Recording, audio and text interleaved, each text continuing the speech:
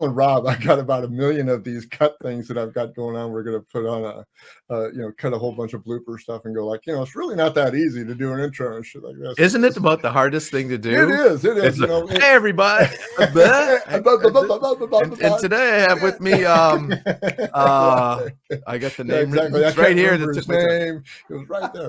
Anyway. How you doing? You got Bruce, aka the Weathered Soul, here on Bruce for Liberty podcast. Thank you for being here today, and it's going to be a special day for me because this is the second time I've had this gentleman on my podcast. I introduced him first on the Weathered Soul podcast a couple of weeks ago when we talked about the Nomad Network, but today he's on the Bruce for Liberty podcast. We're going to be talking all about entrepreneurship. We're going to be talking about how we got there, the trials and tribulations, and the freedom and liberty that we get by being entrepreneurs and chasing after our autonomy. So I just would like to welcome back to my studio and my podcast, Ken Madden. Welcome, guys. How you doing, man? I'm doing great. It's great to be back. It's great to be back talking with you. The last show we did, we found ourselves probably could have gone a couple more hours at that same time. So that we can continue our conversation. And boy, I'll tell you what, I have a lot to say about liberty and entrepreneurship. So yeah, wherever you want to get started, hit me. Yeah, we could have went on just like the Joe Rogan podcast. I was on with Rob Lindeman on Saturday morning, and we were just going, and I kind of cut it to an hour, and I'm just going like, I could have went another 2 hours, talking to you, because everything is so interesting about this whole autonomy, about this whole nomadic type of system that we've got going on here. And it's really, really kind of catching on everywhere. We see pros and cons in it, in our circles, but to me, I think it's very important in this day and age that we actually embrace those kind of things, because some things are going away, and if we don't grab them right away, somebody else is going to come in and they're going to take our place, and that's how we're going. So, you're into a lot of things, Ken. So I mean, the last time I saw you, you were just before you tore down your whole studio, and now I get you back, and now you're in a brand new piece of your studio, and I've got studio envy. And just tell me, number one, like, how did you start all this entrepreneurship? Did it start just recently? Did it start a long time ago? Have you always been into it? Just kind of get us started. Give us a flavor for who Ken Madden is as an entrepreneur. This just sparked a memory in the back of my head. Sometimes someone will say something, you'll be like, I haven't thought about this in years. But starting as an entrepreneur, I remember when I grew up in a suburb of Boston. And I remember it was in our Parker Street house in Westwood, Massachusetts. And it would have been 1974, 1975. So I was 6, 7 years old. And I remember there was coupons that I found in the paper. And they said 5 cents, 10 cents. And I thought that meant if I cut those off, that's what they're worth. And that I could just go make money. So I cut all these, I had a stack like an inch thick of coupons over a few weeks, and my mom's like, what are you going to do with those? And I said, well, look, I got all this money now. Now I can go buy this toy that I wanted or something. I just got it. And she's like, it's not how that works. But at that early age, I think that's when I kind of thought, oh, this is interesting. This is a way I can make money. This is it. The interest sparked then. And then as I got through, I had paper routes in high school and that kind of stuff. I never made much money, but then I started with my artwork, selling it. And I'm a car fanatic. I'm a car guy, muscle cars, classic cars, exotics. I don't care. I love cars. And so that's all I ever drew was cars. And I ended up, I'd go to some car shows and I talk to people and they see that I drew, because I might be sitting there at the show drawing cars. And a guy asked me, actually commissioned me, and this would have been about 1985, 86, to do a drawing of his 59 Chevy, which I did, and it was terrible, and he paid me. But I really tried really, really hard on it. It was just a pencil sketch. I wish I had a picture of it to show you, because I look at what I did then and now. It's like, oh boy, I did have come a long way. But it showed me that, wait a minute, there's a value in what I know, in my knowledge, in my skills. There's a value in this that's just me in the person that wants the piece of art. I mean, it's really a cool relationship there. And so I went to art school. I went to Minneapolis College of Art and Design. I wanted to go for illustration. And then I saw what all the product design guys were doing, and they were actually, designing stuff and then making it. I said, oh, I want to do that because I like to make stuff too. I like to fabricate. So I did all that kind of stuff, and I worked my way through school as an artist most of the time. I just pick up odd jobs. One of them was we had a bulletin board, where people would post jobs that they needed done, and they'd come to the art school. Which is, by the way, you guys, if you want some usually pretty good cheap artwork done, go to your local art school and just put a post up on a bulletin board somewhere and say, hey, can you do a logo or something? But anyway, one of the things I did was for a company that made leather holsters for guns. Mm-hmm. And they needed illustrations of those for their packaging, just very, very simple. And I must have done 20 or 30 of these things.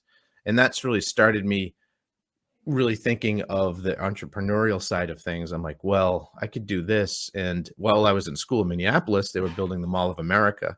So some of the jobs that were posted were from Mall of America wanted to have, I did some drawings of awnings that would be on a restaurant at Mall of America and some technical drawings and stuff like that. So I was trying to find my place. So anything and everything I could take in, I said no to nothing, even if I was going to be bad at it, and I said, well, I'm going to learn here. I know I can't do this kind of art, but I'm going to figure it out right now because I have nothing to lose.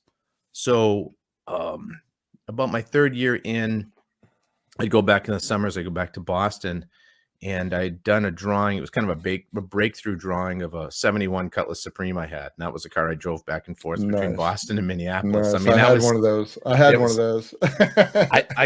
a 72. I'm doing a ground up in the garage right now. I'm doing everything to it that I couldn't afford to do back then. 455, 411 gears, overdrive. I mean, it's going to be sick. Buckets, console. I left mine on the side of the road. But anyway, so I had this car, and I'd go to these car shows, these cruise nights. And I brought, I did a portrait of my car, and I put it up on an easel. I'd open the hood and I'd put it up on the easel, standing there, and people went nuts. And so I started drawing cars for, I think it was like $120 or $150 a piece. I was doing these drawings, and they looked very, very realistic. And, oh, I got one. I have seen some of your art. I mean, your art is extremely good. This is one from 1990.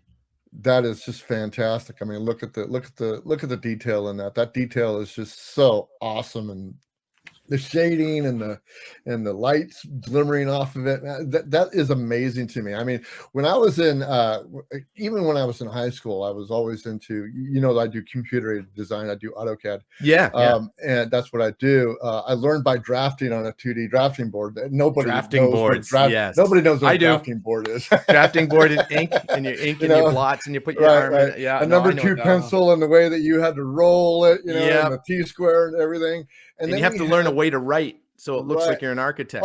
Dude, let me tell you, having to write the alphabet the way that they wanted you to write the alphabet. I mean, if you ever wanted to be a drafter when you were in high school, just make sure that you were gonna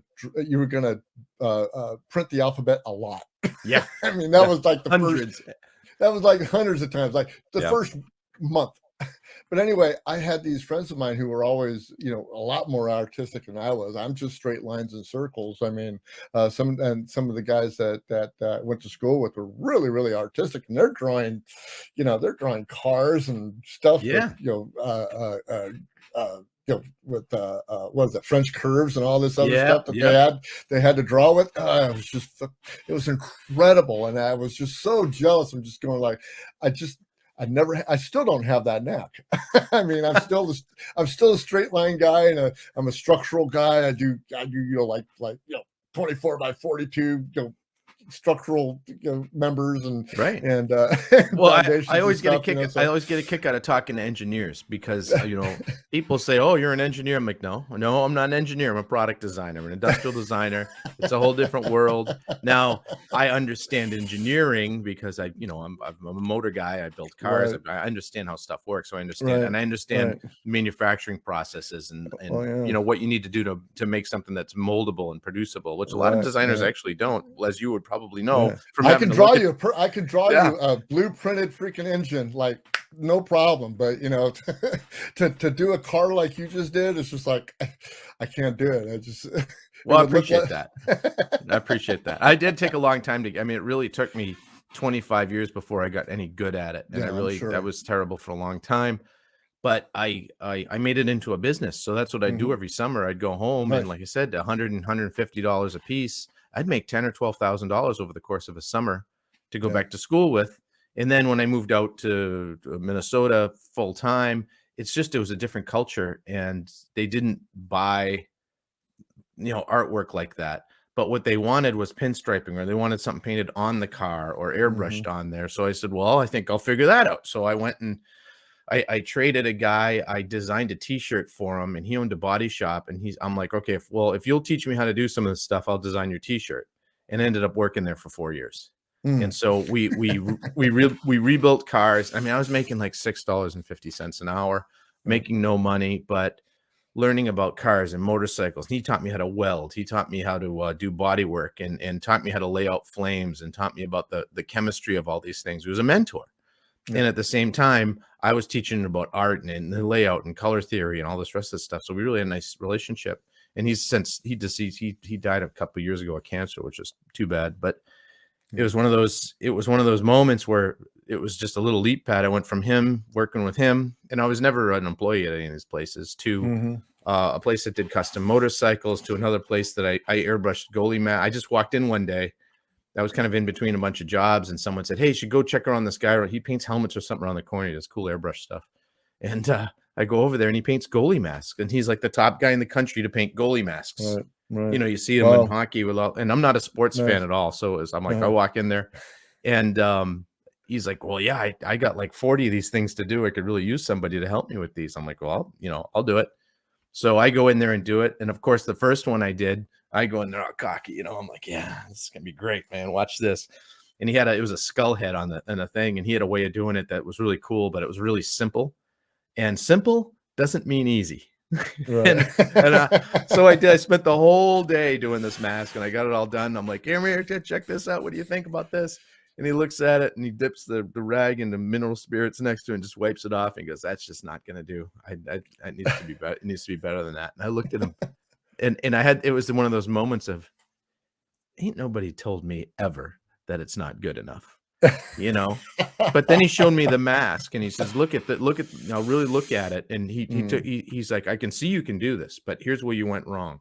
You went a little bit too dark here. You didn't go dark enough here. The way you airbrush this part is and the way you mixed your paints is a little bit different." And he showed me what I needed to know. So I came in the next day. I said, "Well, I'll tell you what, give me another chance. I'll come in tomorrow and do it." So I came in the next day and did it. And he's like, "That's really good. That looks great. It took you twice as long as it should. This should take you 4 hours, and it took you 8." And I Mhm. said, "Okay, well, that's the next thing I got to work on." And I ended up working for him for 2 or 3 years, Yeah, that's doing cool. nothing but painting goalie masks. But what that did was, when you sit there, I'm sure when you in a CAD program, it's the same way. When there's something new comes out, you have to try something new. When you sit there day in and day out and just knock it out, and you've got this pressure to be better every Right. day. Right. um it refines your skills. And Mhm. that's so I went from there to, you know I always had, my dad told me, he was a musician, he always told me he was always have a side gig, always have some kind of side hustle going on. So all the time I was painting goalie masks, I was also painting motorcycles and pinstriping cars and doing artwork on the side, doing anything that I could do to stay in the art world. And as I as this progressed, someone saw me at a bike show that I was at, and hired me to be a designer at a place Mhm. called Kuryakin, which was at the time the largest motorcycle parts and accessories design place and manufacturer in the Okay. industry. And they hired me, and I didn't know how to. I was a analog guy, man. I didn't know how to use CAD or Photoshop or any of that stuff. I was still cut and grind and make pieces, but I made I'd make my own waxes for invest casts, and if I needed a Right. left and a right, I had to make them both, and they had to match. Yeah, And man. yeah, so I mean, Yeah. I'm making light fixtures for motorcycles and crazy stuff, hang off handlebars, and they're all crazy sculpted and stuff, and just looking at them, side to Yeah. side, trying to fix her and sculpt it. And it was just cool. But so Yeah. the guy that owned the company saw that, and saw the bike that we did down at the Cincinnati V Twin show in 2003, and was like, "We got to hire this guy." Yeah. And I've they I've yeah. chased me Good. for 4 months, and I jumped in there, and I got hired. They sat me down at a desk and said, "Here's your computer. SolidWorks is already loaded on there. Go ahead and start making stuff." And I'm like, "How?" I told him, I said, I don't know." And he just laughed. He goes, "I see what you can do. You'll figure this. You'll figure this computer thing out. Right, I'm not right, worried right. about that." And it Yeah. took me a month to get where I could actually do something on it, but they gave me that month to learn it. Right, right. And that Yeah, was a I real s opportunity. I was doing fabrication, some plastic fabrication. It was actually my first real job out of the service, and I was asked to What do kind it. of plastic? What kind of fabric? Just Like, polypropylene and stuff like that. This is when I started doing semiconductor tools oh, and okay, building yeah. cabinets and stuff like that. So it was Uh-huh. still straight lines and circles and stuff. And I had a friend of mine who had a truck and everything, and he had this wing that he wanted to put on it, and Mhm. he wanted these two towers to hold it up. And believe me, to I know how you feel about making things that you got to mold the right side and that you got to mold the left side, or you got to fabricate each side. Right. It's tough to decipher left and right, especially when you want it to look, perfect. And Perfect. I Yep. understand where and I it turned out pretty well. I mean, you know, he put it on his truck, it looked great. It held the paint and everything, it looked Cool. fine. But after that, I think that was probably the last time I ever tried to do anything left and right. Yeah.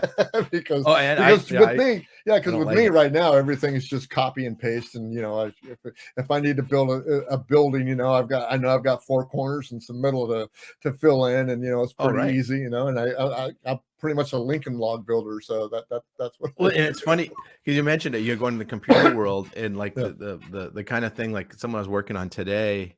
And do you use SolidWorks or do I you used use SolidWorks for a while, but that was just for machining and stuff, and it was just machining parts for different types of biomedical stuff that we were doing inside the cabinet, or any type of intricate type design or block that I needed. It was usually something to fill in something to make sure that a couple things got together. I right, never right. really went wild on the design that it had to be shown outside or anything like that. It Yeah, was just we do basically support. I'm doing all the radical surfacing and Right, yeah, I never got we into the scan the bike. And surfacing so and like, but like meshing. today I was doing what computers are supposed to be doing well and they don't is so I've got to think about it. I've got a lens over a LED light, so it's got a plastic Mm, lens over it, and I figured out all the math and stuff to get the reflectors, the optics inside the lens. So I've mhm. got like a row of like 120 like 1 millimeter cuts that each one has to have a chamfer on. Right. And for the love of God, SolidWorks. Anytime you got to put a pattern in something, it's just like, hold on. So you want this all in a row, like over and over again? Yeah, that's what I want. Okay, that's gonna take a minute. Drives me crazy. I'm like, I could get in there with clay and a little knife and do this and have this done in a half. But anyway, that we'll geek out on that stuff all night. But Yeah, so technology still hasn't caught up with the artistic side of what somebody can do in 5 minutes. What a computer still takes an hour or two. Or right. yeah, I'm just exaggerating, but it takes a little bit more time. I mean, I'm faster in my CAD system. I mean, Oh yeah, I really, am too. I'm always yeah. waiting for So it. yeah, I'm Always just waiting like, for it. all right. But as I grew through this whole career, I ended up, long story short, me and some four other friends, we got together. One of the guys was a majority investor in it, and we started our own parts and accessories company called Zero. Mhm. It's 03D.com. Free plug. And Yep, I absolutely. we do motorcycle parts and accessories. We're also a design house, but again, I do that, but I've always had my side gig going. So I always have the painting. I did uh, that's what I'm building right now. So Okay. I stopped when the kids came and I couldn't get the drawing going the way I used to do it. And Mm. I'll tell you, I had a love for it. I mean, I'm a passionate car guy. I really have a love for it. So every car I'm drawing, I'm making car sounds, and I'm doing Yeah. the deal because I love these things. we're And gonna I we're gonna talk about my 74 step side later on. Awesome. Well, But I missed it. I missed it, and I yeah. thought, well, now the kids are older. I got some time, and I love this whole nomadic idea of being able to go anywhere and do your thing, and be able to Mhm. just, if I have to drop everything, sell the house, and go, well, I could put this in a van in a motorhome, and I could work anywhere from anywhere. And Right. that's not what I want to do, and that's not my nomad mindset of what I want to do, but I know that I can, and that's a huge weight off your Yep. shoulders, you know. So I'm we have a successful company going, and now I'm trying to build basically an art empire to take over the world. It's nice, and So you are just a fantastic artist. I've seen some of your work. It's not only cars, but other designs and stuff that you do. And let me tell you, I've been to your website. What is it? Mad K yep, Design. Yeah, Mad K. madkstudio.com. MadKstudio.com. Man, I was in there for about a half an hour just checking stuff Oh, out, man. that's It great to was hear. so cool. So music, okay, so we're in the art thing, and then we're in the car Mhm. thing, and then we're in your company that you started with some friends and stuff. That's cool. What's going on with your music? Is that a side gig too, or is it just a hobby? It was for quite a while. Throughout the '90s, I played in a blues band, and we Hmm. played around the Minneapolis and in the Midwest, but mostly in the Minneapolis area. And we were called Blues and Orphans. It was just a standard blues band, and that was a lot of fun. And I was the guy. So you'll love this. We wanted when we got married, we wanted to do it on the cheap. So we hired Yeah. like someone her my wife's cousin knew to be a DJ. So during the dinner part, and we could get up and talk and do the clinking. But when the band started, guess who was playing? Me.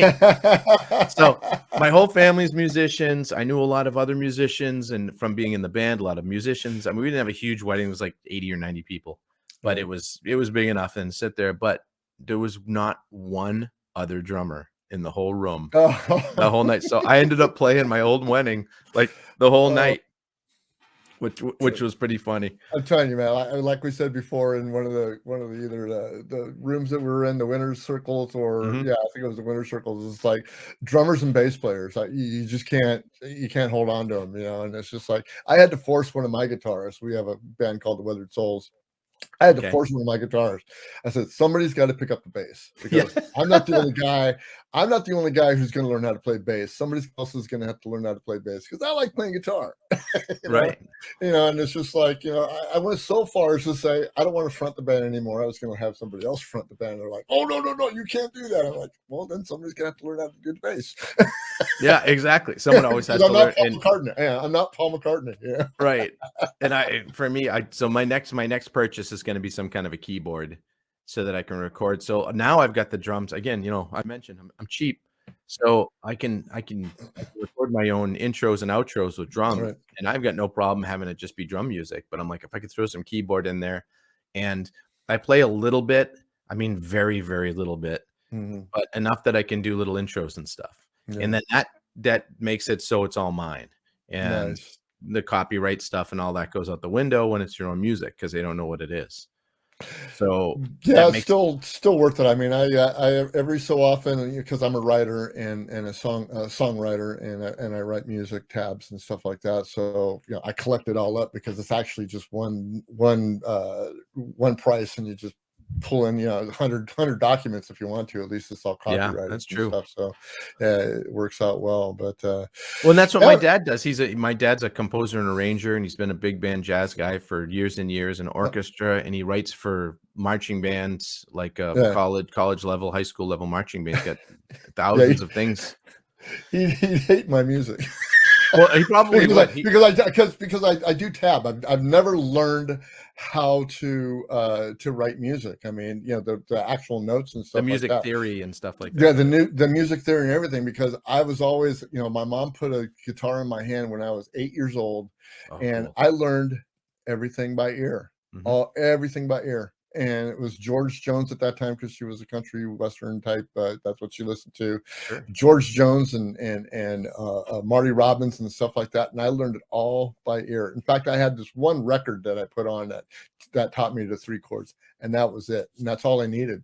And since Yeah, then, you it's just just started. been I discovered tab, which is just basically writing out the lyrics and then putting the chord, up on top of where all the Right, right. changes are, and that's it. Mhm. That's all I know about about about that. So I mean, if songwriter, yes, composer, and not so much. Well, I'm a drummer. I don't even know chords. So no, I so didn't. We had to. It was one of those like my dad's a musician. My sister, you want to talk about entrepreneurship and runs in a family too mm, to tie music into it. So my dad, you know, a musician is the ultimate entrepreneur. If that's what you're going to make your living doing, you really Hmm. have to own your own self, because you're playing with different people all the time. You got to know your Right. stuff. Hmm. And then he ended up, you know, having 4 kids, and then 10 years later, fifth one of me. And so he needed a job that was steady, so my mom could stay home with the 5 of us. And so he got his teacher's degree, and he was the director of music in Brookline High School in Right. Massachusetts for 35 years. But he'd come home 2:30, 3 o'clock in the afternoon. He'd go into his office, start writing and arranging music, usually take a nap for a little while. We'd eat dinner. He'd pack the car up, put on a tux, and he's out till 1 or 2 in the morning, you know, playing Wow. a gig. And, you know, this was jazz in Boston in the 70s and 80s. It was really cool stuff. And he played with Louis Armstrong and Ella Fitzgerald and Bobby Darin and Oh my Michael God. Land, and I mean, Oh. it's like there was just, and but I never knew it. And these were just some of these people. Like he ran the Summer Arts Festival in Fairbanks, Alaska. They had one Mm. that's a big summer arts festival, pretty big deal. We'd get big names come up, like Cab Calloway would come up, and it turns out him and my dad were pretty good friends. Oh. I didn't know this. He's just this guy, you know, and I'm like, here's Who's Cab this Calloway. guy? And I'm like, you hear the Heidi Heidi Ho song, Yeah. and like, well, that was him like 40 years ago. Wow, incredible, you know. Blues And Brothers. they threw I like to tell this story because it's a story that no one told me. And this is the kind of stuff you can do as an entrepreneur. You have these stories later on. He in 1962 was playing a gig with Louis Armstrong. He was, so like, it used to be back in the day, you know, the big name act comes to town, and there was a rehearsal with local guys. And my Mhm. dad was always one of the local guys that got hired in Boston and New York area, whatever. So it was in between the shows or whatever, and it was July 4th, which is Louis Armstrong's birthday. And I wasn't born yet, so this is a few years before I was born. But the other 4 kids were there, my mom, and they said, let's throw him a surprise birthday party at this thing. You know, so they went to his dressing room, and when he came back to the dressing room after the set, he's surprise, happy birthday. And you know, my dad knew him, so they were friends, and it was just a cool time. And he says, it's funny though, you know, one of the kids must have said something about July 4th being a birthday. How cool would that be? He goes, I gotta tell you the truth. I'm adopted, and you know, a black kid adopted. You know, at the turn of the century, I don't really know what my birthday was, but it just sounded good, so I picked July 4th.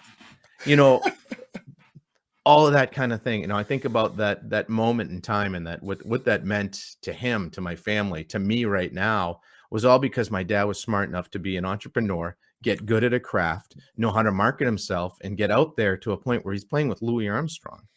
Yeah, man. You know, so I mean, anyone can do anything. I just Right. Right. find your niche. Yeah, I've got a my friend when I was growing up in trailer park where I grew up in San Jose, California, and he just every day was playing guitar, playing guitar, playing guitar, playing guitar. And you know, I was playing guitar back then too, but he was so much better than me, you know, so I just never really kind of jammed with him or anything. But he's in LA, and he's a studio musician, so he plays with everybody. Right. And I mean, anybody who comes into town, Mhm. like you said, you know, it's always, they have a local rehearsal, and who's there, it's always the best of the best, and he's one of the best of the best out there. And whenever you go down to LA and somebody's playing a big stadium or something, you could bet that he's in that band playing something, whether he's playing Studio keyboard. guys But are amazing. yeah, Here in just they Minneapolis has been awesome for studio guys in the Oh, bars at it's night just scene. It's crazy. It is just crazy, and it's something I've, you know, one of these things that, you know, at 62 years old, I'm going like, man, I wish I should have, you know. And I was talking with, like I said, when I was with Rob on Saturday, talking to him, it was like, you know, all these things that, you know, because I grew up in a working family. So Mhm. when my parents worked, they worked for one company, they worked for 30 years, and that's what they did. Sure. So of course I fell right into that mold, and Mhm. that's what I did. I mean, I've worked for like 3 companies my whole life. I mean, I'm on my 3rd company. I've just cracked 15 years with that company. Wow. Yeah, and I was with 23 before that. So I Jeez. mean, you know, so that's kind of, you know, my mold. So this entrepreneur stuff is actually pretty freaking new to me. I mean, It's I exciting, started. isn't it? Yeah, I did. I mean, I actually started First Note Productions with a friend of mine, Ron Platkin, back in the '80s. We were DJs, and it was just something we used to do. We used to go do DJing at Sure. clubs and high schools and parties and weddings and stuff like that. And then he tragically passed away, and we just shelved it. Right. And probably no more than I think 2009, 2010, something like that. That's kind of when I got the inkling, and I started, I was listening to Jason Stapleton already and stuff like that, and he kind of sparked that all up, and so I started the CAD business, I started the podcast, and I started the this, and I started the that. So this is all about you though. So, but I mean, No, that's kind of it's that's kind of where I came from. So I mean, to be able to listen to you, where you have come into this entrepreneur thing almost all through your life, it's exciting yeah. to me, and I I was think never any good at it. that.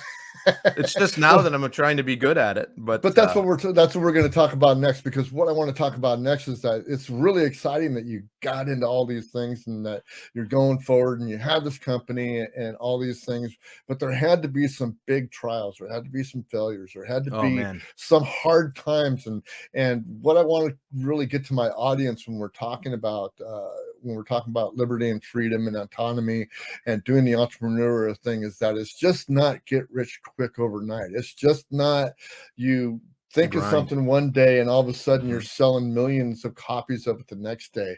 What has been some of your biggest trials and tribulations that you've had, that you've actually worked through, or maybe you're still working through? Well, yeah, I mean, I can the one of them I kind of grazed over it earlier was so when I would go home in the summertime and I would go to car shows, I was going to from Tuesday through Saturday night in the evenings, I'd go to a different cruise night where people bring their old cars and we hang out, Mm, whatever.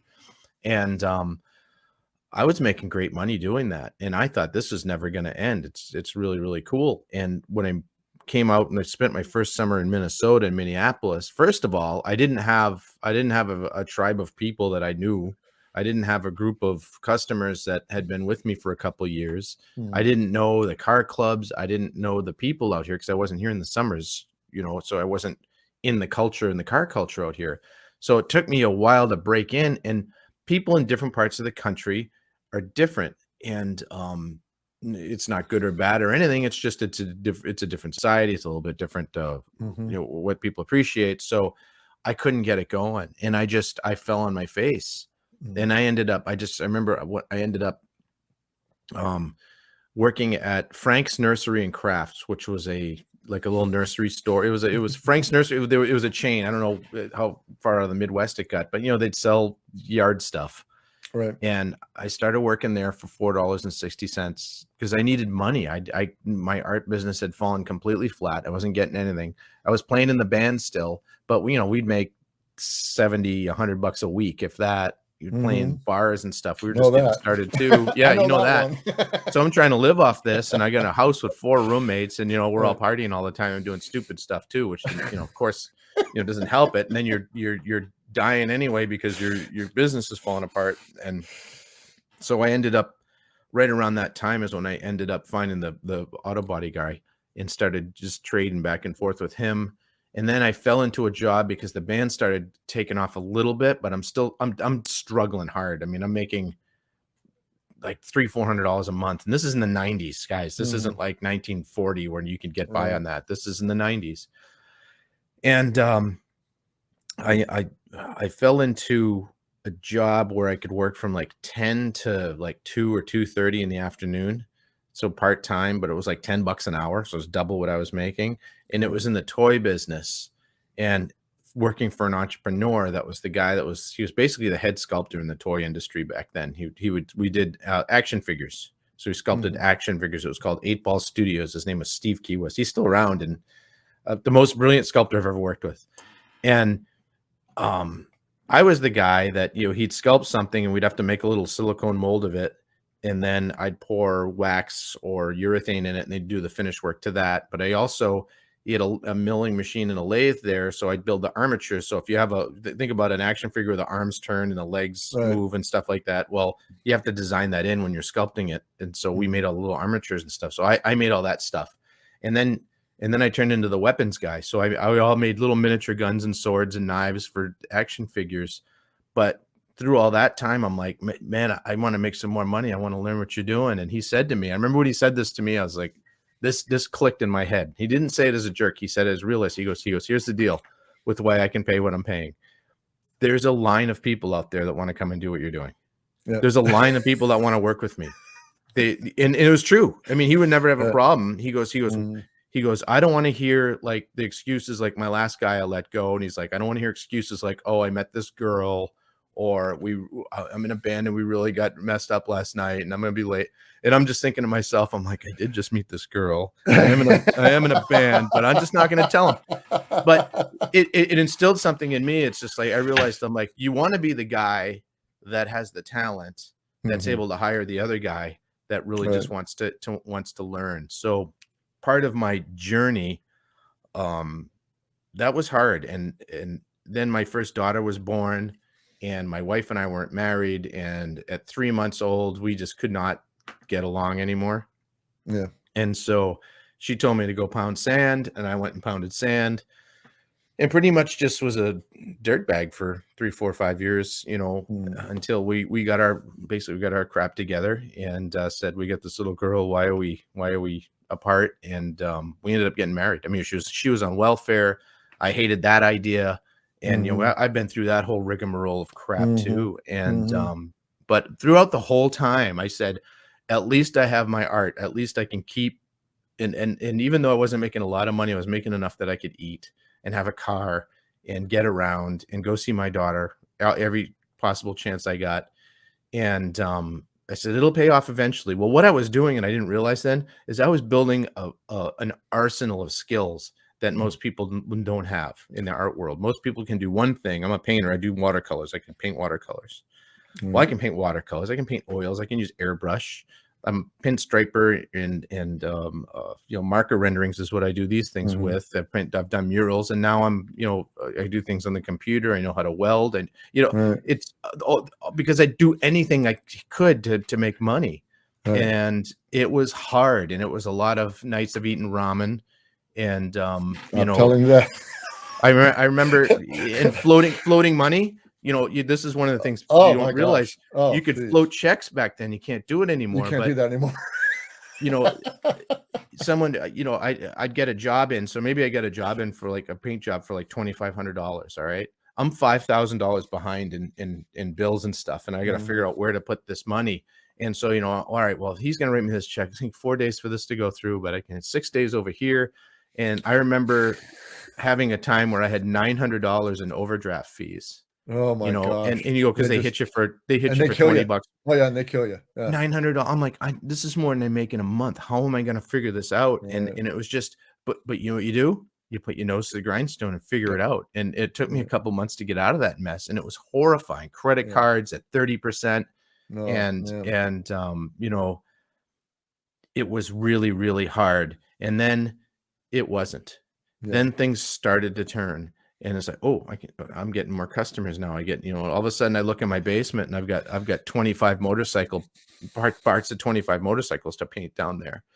And I'm like, okay, we're set for the winter now. I don't have to worry about till next summer what we're doing. And then you have to do the work.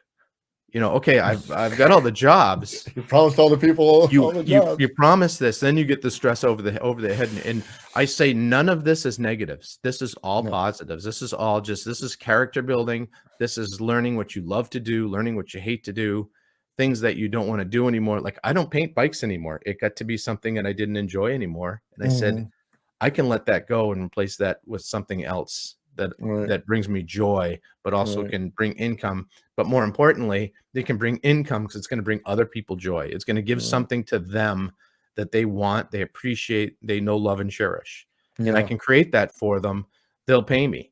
And so my goal is to just be fair and just say, you know what? I mean, I don't need to make tens of millions of dollars right away to do this. Eventually I do want to do that, and I will do that. But Mhm. right now, I want a vast audience of people that have something that I've created in their home that brings them joy.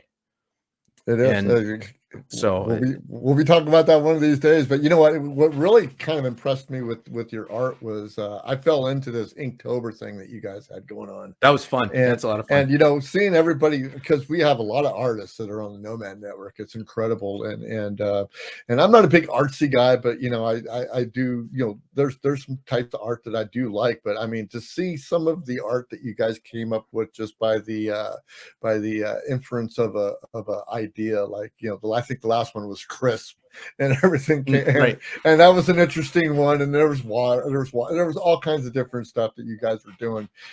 Tick was one of the favorite ones that I had. And Vince Ferrari came out with the actual tick that With was the tick from the, yeah, I know. I the called him. superhero. I loved it. I loved that. That was so freaking great. I'm like, I So knew good. somebody was going to do that. It Well, was again, so good. there's a guy, Vincent Ferrari.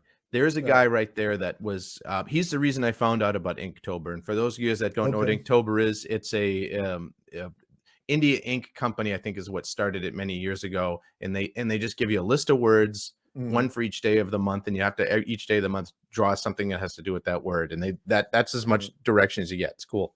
So Vincent told me about it last year because I saw him do it, and he did it for like 3 days and gave up. He's like, I'm not doing it. But I took to it, and what it did. So I was kind of drifting a little bit in my entrepreneurial art thing, and I was taking a lot of courses and from well, you know, it wasn't a network back then, but I was taking some courses and trying to learn some things, and I was kind of lost. You know, you have that paralysis of you've learned a bunch of things, and you don't know where to place that knowledge, and I don't know what to do. I'm going to try this, and I'm going to try that, and you get confused. So what Inktober did is it made me. I said, you know what, I'm going to, you know, it's like quitting smoking. I'm just, when I want a cigarette, I'm just not going to have that one.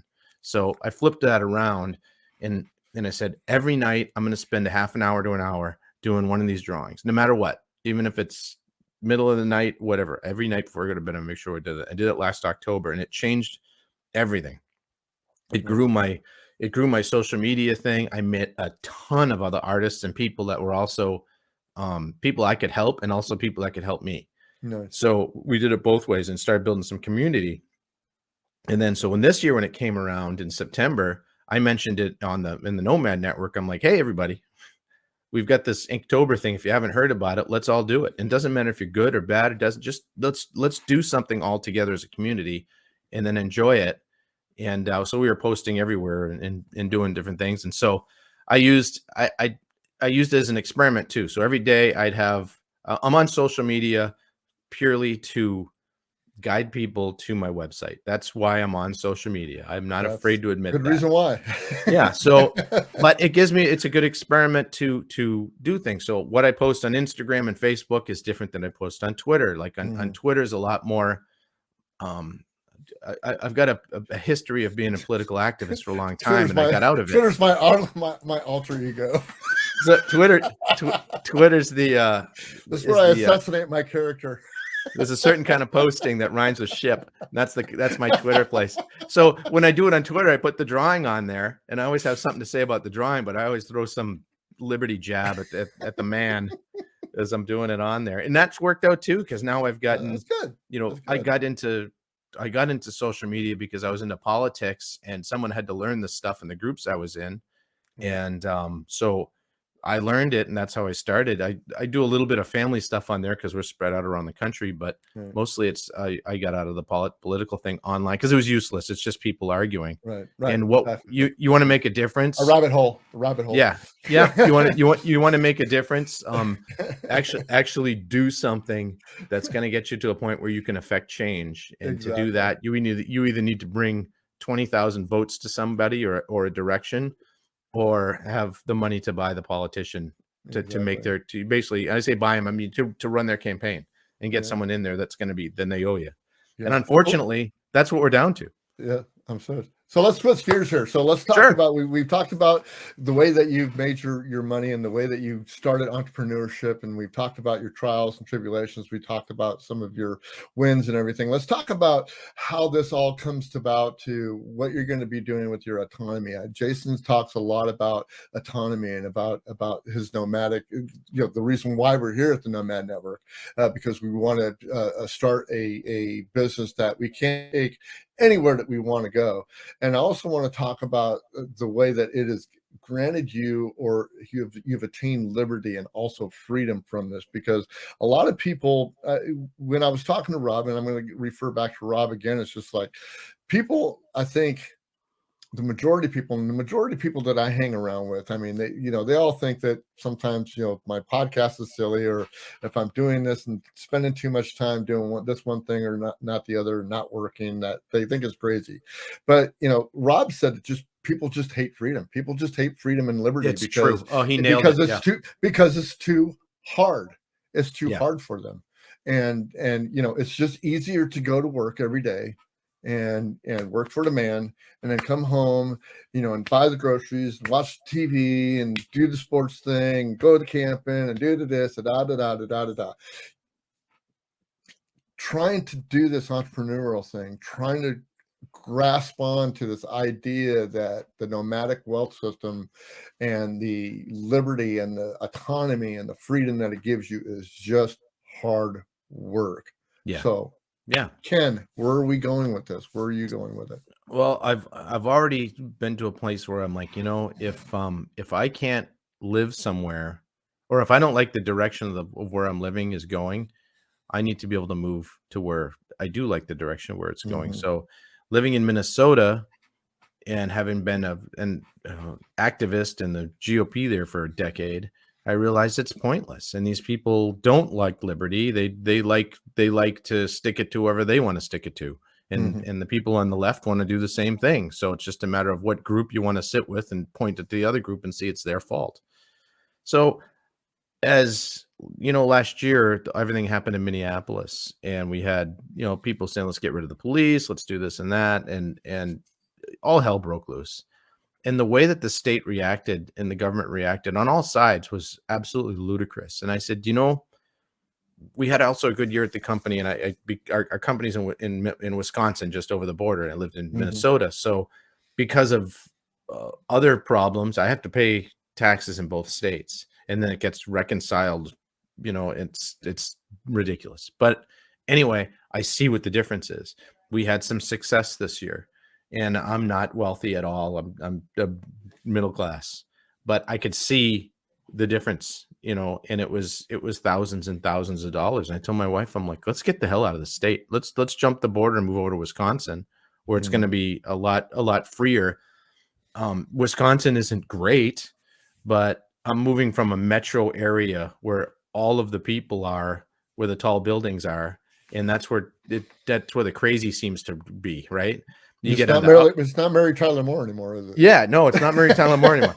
So, and then I moved out into farm country where it's like, it's a totally different vibe. And so I was able to do that through my entrepreneurship.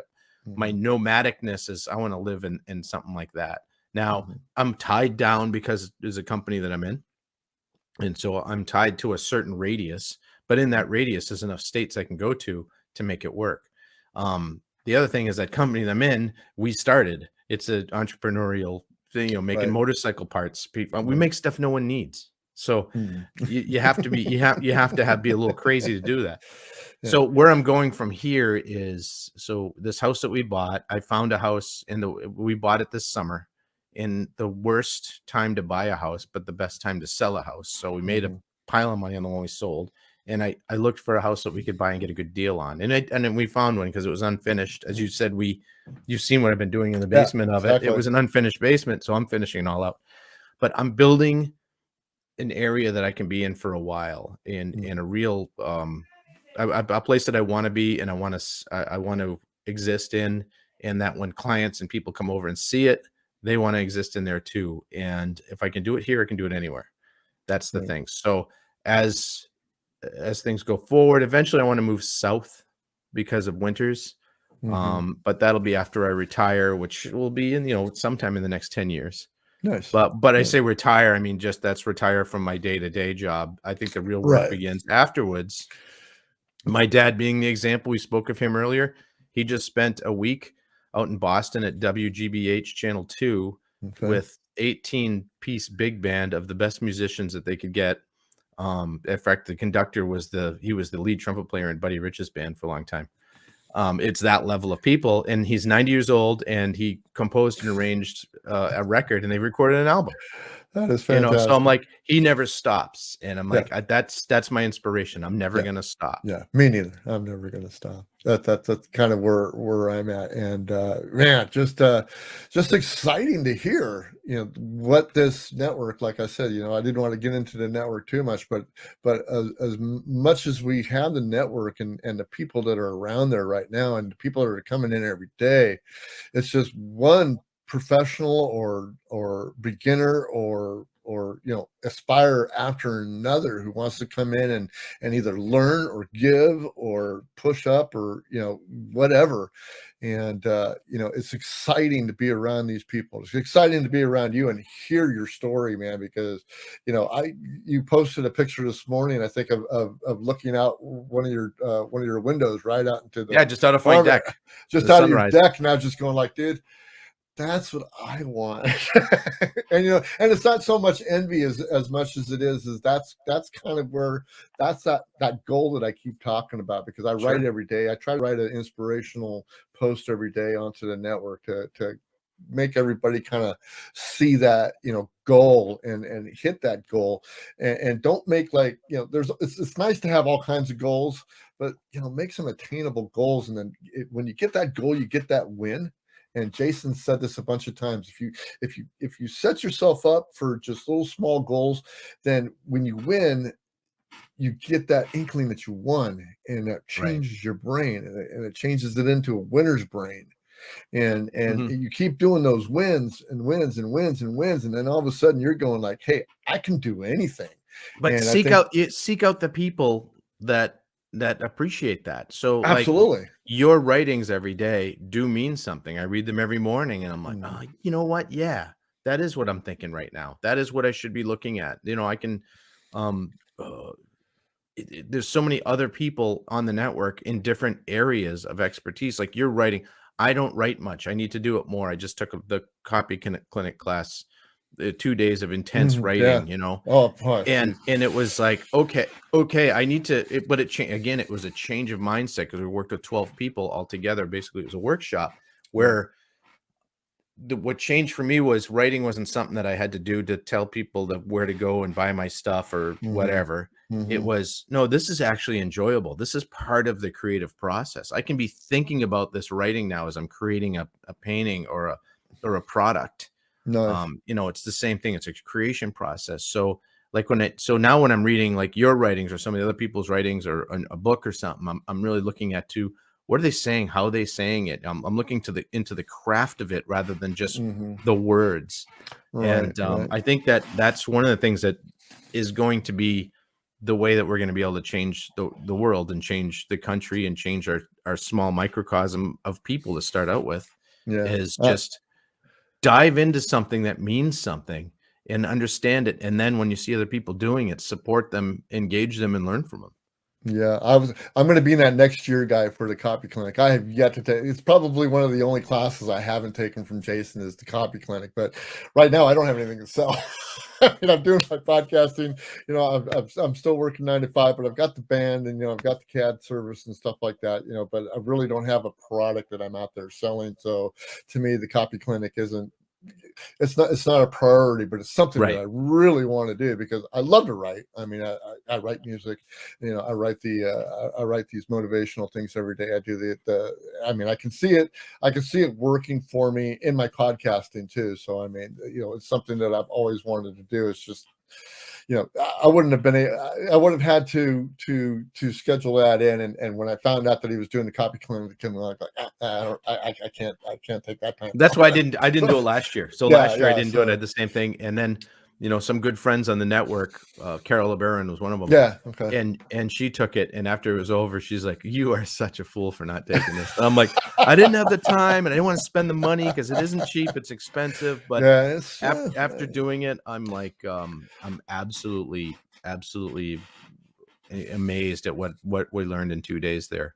Yeah, I And tell you, man, it's just sometimes it's just not about the money, and I was again, I want to bring up some other stuff that I've talked about before is that we have a certain amount of risk that we have to take, right, and I've been a great, big, huge Dave Ramsey fan, since I got out of yeah, debt. I was like in $35,000 worth of debt before I bought my house here in Gilroy and stuff like that, and it was a long road to get out of that and get debt free, and I did the debt free scream and all that stuff. It was oh yeah, fantastic. I've done the And same thing. I know. and and Yep, now getting into what I'm getting into, I'm just going like, now I gotta invest some stuff, and I gotta go like, how much risk am I willing to take? right, And it's just like, that's a lot of money, and can I, and it's one of those things that you got to go, okay, well, if I risk it and I screw it up, I'm just gonna have to pay for it. I'm just gonna have to do, whatever. I mean, hmm it's one of the risks that we take, and that's why I was saying before. I mean, people don't do this because it's hard to do. right. But unless you do it, you'll never grow. I don't think that you grow unless you fail. Oh yeah, I fail mean, often and fail early. yeah, fail often, fail early. So, and then when you do have your wins, celebrate your wins, but get back on that grindstone, get back on the hmm horse, man, because that horse is going to buck you off the next day. I mean, I Right. don't, I use the analogy when I'm golfing. I mean, I like to golf and stuff, and every time I make a birdie or I have a fantastic shot that came out of nowhere, and I'm under par after 9 holes or something like that. I go to the 10th hole and I get an 8 or a 10. hmm And it's one of those things that it just happens because it doesn't matter how good you are, man. There's something around the corner that's going to slap you down and bring you back Oh, to reality, man. Saturday. I'll tell you a quick story. Go Saturday, ahead. and this was sometimes you're feel something you should be able to do. You didn't do, and you failed in a way that hurt your kids. Mm. Oh, this happened to me Mm. Saturday. Ugh. So my son and I have been we've been working for a couple months on a wrap for his car. He's got a Volkswagen Beetle, a 2001 Beetle, and he likes anime artwork. So we created this Okay. big anime decal basically going on the side of the car, huge thing. And another friend of mine that's another entrepreneur that him and I are kind of trying to figure out a printed car decal customizing business. So he printed them for me, and we did two different kinds. We did one is kind of the expensive 3M material. One was a different kind of material. It was less expensive. Let's see which one works. We'll put him on my son's car. He'll get what he wants, and then we can run it through the winter and see what we need to look at spring. It's kind of an experiment. And I go to put this thing on, and I've done this before. I mean, I've put wraps on cars. I've done this, and I screwed this up so epically, horribly wrong. Oh, no. And the look on my kid's face was he's 19. And he was just like, just bummed as hell because he'd been looking forward to this. And here's dad that, he does drawings, he did paintings. I got stuff in magazines. I got patents. I got all this stuff like that. I can't put his sticker on a freaking bug. I messed it up. I ruined his day. I felt horrible. Oh, And yeah. then I got What to, was good? now I'm dealing with my partner in crime there that, I'm like, look at this one's on me. I'll Yeah. pay for materials and stuff. We got to print another, but I also learned a lesson. And I'm like, okay, this might be outside my skill set. And so I said, I have a sign guy. It's a friend of mine that does a lot of raps all the time, and I called him right away. And I'm like, dude, I have completely destroyed my Tucker's ideas, and we ended up ripping it off and throwing it away. It was that bad. Oh, my Like God. $400 of printed decal just thrown in the garbage. And I'm like, and he's like, oh, that you should have been able to do that. I mean, this is a guy I used to work with when I did goalie masks. He Uh, rented part of the shop, so I've known him for 25 years. And he's like, you screwed that up on a bug? They're flat. How did you? I'm like, I don't know. It did not. I know I did everything the right way, and it just sometimes something blows up in your face. yeah. And it was a teaching moment for my son of, you know what, my dad's not infallible, and how you react to it. I'm like, I'm really sorry, Tucker. I'm like, this is really my fault, and I know you're really bummed about this. And it was a really bad fail. And I haven't had one of those in a long time. So it was good. It was good for me to fail at something and remember I got to humble Mhm. myself down and say, you know what? I can screw some stuff up. And Right, I'm right. learning, one of the things I'm learning is to do painting like a real artist, like on acrylic. That's what my dad says, you Yeah. know. But doing acrylic painting on canvases, and Mhm. I'm really spreading my wings into stuff I haven't done before, and taking online courses for how to draw leaves on trees, how to paint, stuff that I've done before. But I'm really want to refine that and become very very very good at it Yeah. because I'm passionate about doing it, and that's one of the reasons why when I retire, I want to do this because I know the rest of my life can be this amazing time of creating beautiful works of art that'll bring joy to people, but mostly me. Well, let's wrap this all up with the question that I want to ask everybody that's on the show, and I didn't ask Rob, but I'm going to ask you. If there was one single thing that you were going to tell anybody who's listening to this that's aspiring to be a entrepreneur or is afraid of being an entrepreneur and just wants to be able to grab onto it, what's the one single piece of advice that you'd give them? Oh boy, I would say keep steady at it. And that doesn't mean just work hard. You need to be able to you have to work hard, but it's more of a steady pace. And when you see something going on a bad direction, don't keep going down that rabbit hole unless you know that you have to go down that rabbit hole. You know what I'm saying? So you have to go along steadily.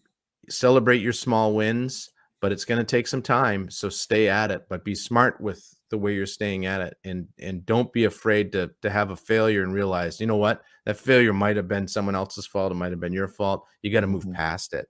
So Hmm. don't dwell on it. Learn from it. Move on. So Cool. that would be my response to that is just stick with it. Ken, we had a great time, man. I really appreciate you being on this show. Why don't you plug anything that you want to plug right now? And I'll make sure that once we get this all set up and everything, that I'll put the clicks on and everything else so we can go wherever you're going to tell us where to go right now. So Yeah, plug yourself, great. plug something. Oh, I love that. So my art website is MaddK Studio, MaddK Studio.com. And anywhere on social media that you can find me, it's MaddK Studio. Just type that in and I'll be the only one.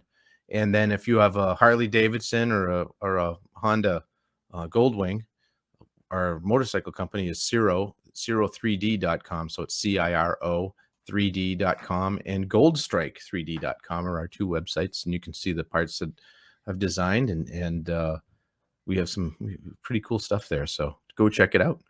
Great.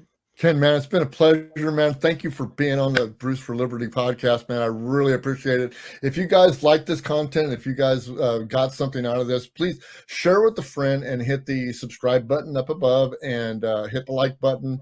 Leave us a comment, whatever you can, and try to get us up the charts, because the only way we get up the charts is comments and likes and all this other stuff. And man, Ken, I can't wait to talk to you again, because I'm going to have you on plenty of podcasts, because this is not the end, man. It's always the start of anything that we do around here. And I just want to thank you for being here, man. And we'll see you next time, man, brother. I think I feel freer. All right, cool. Have a good day, man. All right, You see too. you. Thanks so Bye much. bye. Bye bye. Okay, cool.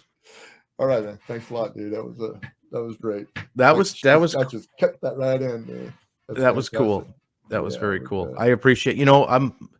I'm learning from, you know, I just did a podcast with Amy last night Yeah, of the I saw that. I haven't been able to queue it up yet. So yeah, it's with a long everybody's one. podcast, I know. dude, I'm just like, I'm constantly going like, okay, who do I want to talk? Because I rarely miss Chris Harkos. I mean, for some reason, I'm a hip hop fan now. Yeah, I've got to get into his because everyone says they're great, and I've just this last week and a half is when this all seems to have exploded, which Yeah. is fantastic because look at this wall of Liberty content that's going out right now. Oh, yeah. You're Dude, doing it. it's I mean, incredible. this has got me fired. I didn't do a podcast